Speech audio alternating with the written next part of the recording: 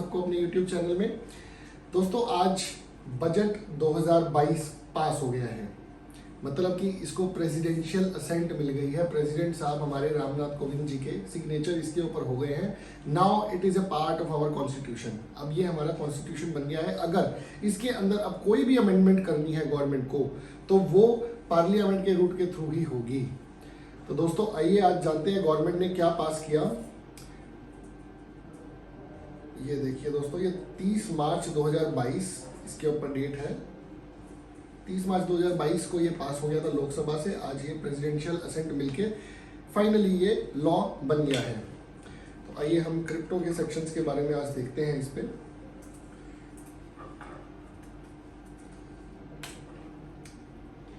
115 BBH दोस्तों crypto का section है। There it is.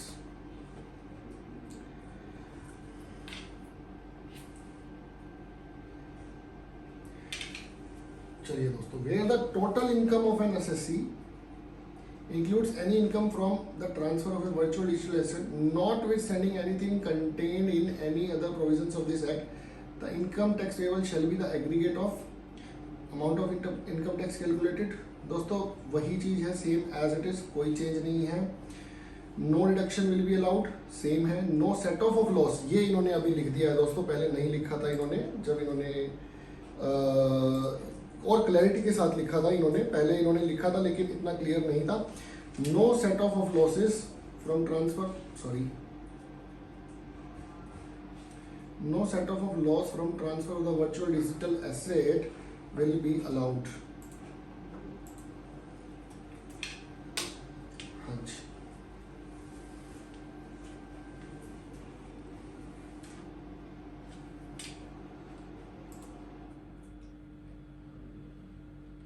no set off of loss from transfer of the virtual digital asset shall be allowed against income computed under any provisions of this act to the assessee, and such loss shall not be allowed to be carry forward to succeeding assessment years। दोस्तों आपका जो भी loss होगा उसको carry forward government allow नहीं कर रही, ना उसको set of with the same head of income. मतलब क्रिप्टो में इनकम आ रही है, क्रिप्टो के हेड में लॉस आ रहा है, set of will not be allowed. ठीक है दोस्तों। अब कुछ दोस्तों की मेरे पास क्वेरी आ रही थी सर कि क्रिप्टो के अंदर हम जब बैंक में पैसे लेंगे हम तभी टैक्स देंगे। बल्कि एक बंदे ने तो ये भी लिख दिया है आज के कमेंट्स में कि सर कोई और सीए है ही नहीं जो ये बोल रहा है, सिर्फ आप ही हो जो ये बोल रहे हो कि जैसे ही मैंने सेल कर दिया क्रिप्टो मुझे तभी टैक्स देना है। तो उस भाई के लिए मैं स्पेशल ये प्रोविजन लेके आया हूँ दिखाने के लिए। For the purpose of this section the word transfer. पहली बात तो दोस्तों इसके अंदर जो सेक्शन है अगर आप ध्यान से देखें, includes any income from the transfer of any virtual digital assets। Government ने टैक्स का लेवी टाइम ये नहीं बोला कि आप बैंक अकाउंट में कब पैसे ले रहे हो, गवर्नमेंट ने उसके टैक्स के लिए टाइम पीरियड बताया है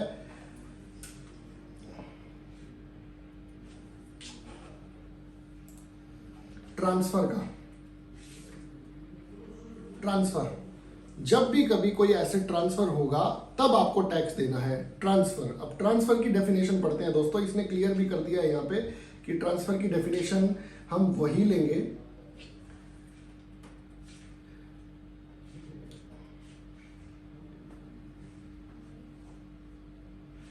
जो क्लॉज 47 ऑफ सेक्शन 2 में लिखा हुआ है। जो कैपिटल एसेट में यूज होती है वही सेम डेफिनेशन ली जाएगी दोस्तों। तो आइए अब मैंने गूगल से एक सेक्शन 2 सब सेक्शन 47 की डेफिनेशन भी आपके लिए ली हुई है। The term transfer has been defined under section 247 of the income tax act as under, unless the context otherwise requires, the term transfer in relation to a capital asset means the sale, exchange or relinquishment of the asset। यहाँ पे bank account में लेना word नहीं लिखा हुआ।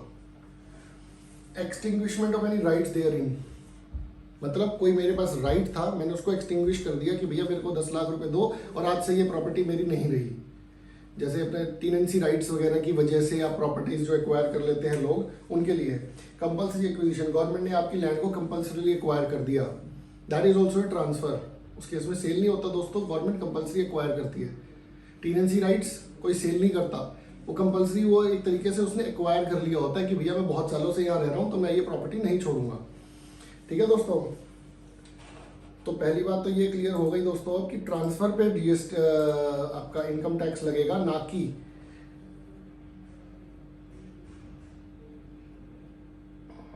ये अपने लिए एप्लीकेबल नहीं है पीवीआई।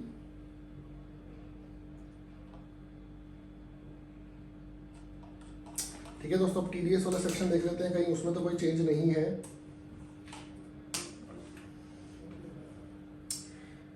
दोस्तों मैं वही ढूंढ रहा हूँ यहाँ पे, क्या इन्होंने कहीं पे एक्सचेंज वर्ड लिखा कि टीडीएस एक्सचेंज को काटना होगा। अभी तक जो हमने पहले पढ़ा था उसमें ये था टीडीएस हमेशा बायर को काटना है। तो आइए दोस्तों पढ़ते हैं। Any person responsible for paying to any resident any sum by way of consideration for transfer of a virtual digital asset shall at the time of credit of such sum to the account of the resident or at the time of payment of such sum by any mode which is deduct an amount equal to 1% of such sum as income tax thereon। दोस्तों कोई exchange का word use नहीं हुआ, यानी कि TDS की liability आज भी परचेजर की है।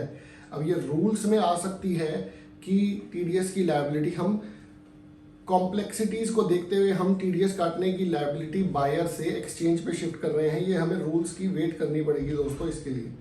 बाकी सब दोस्तों सेम है, ऐसा कोई चेंज गवर्नमेंट ने नहीं किया है।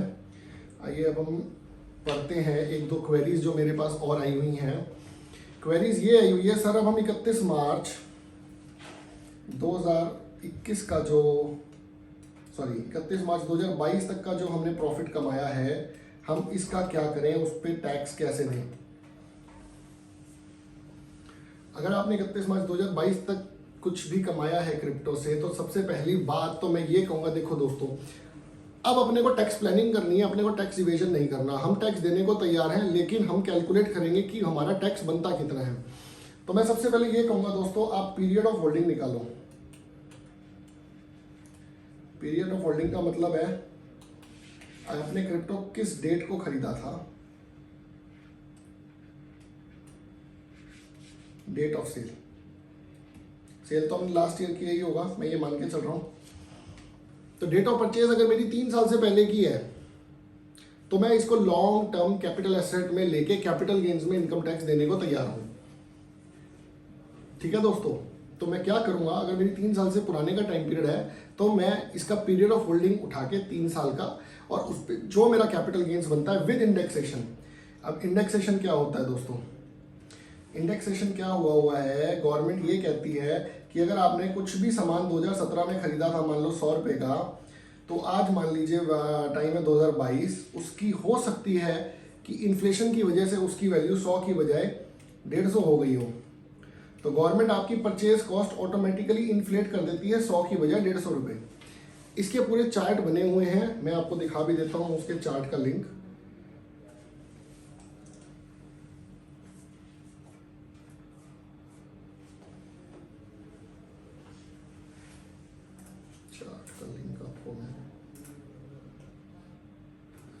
आप गूगल पे डालेंगे cost inflation index, income tax act वाले, तो ये आपके कॉस्ट इन्फ्लेशन इंडेक्स आ जाएंगे दोस्तों।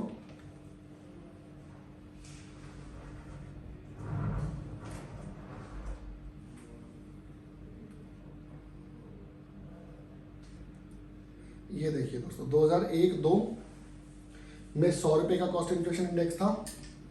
एज ऑन 2021-22 317 का कॉस्ट इन्फ्लेशन इंडेक्स है। तो आपने क्या करना है, मान लीजिए आपने 2011 में